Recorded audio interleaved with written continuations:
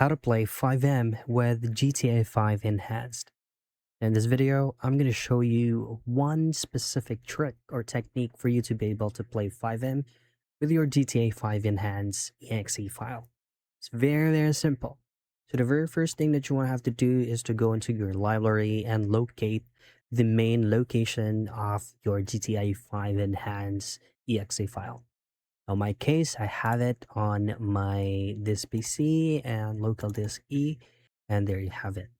Now, once you pull this up, you just need to go into the GTA 5 Enhanced exe file, like for example this one.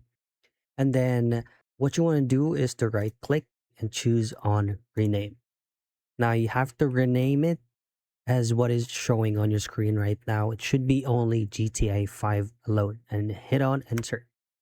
Now, the reason why we're doing this is because this is the only name that Fivem recognized when launching the game.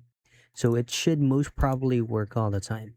And that's how you play Fivem with GTA 5 Enhanced.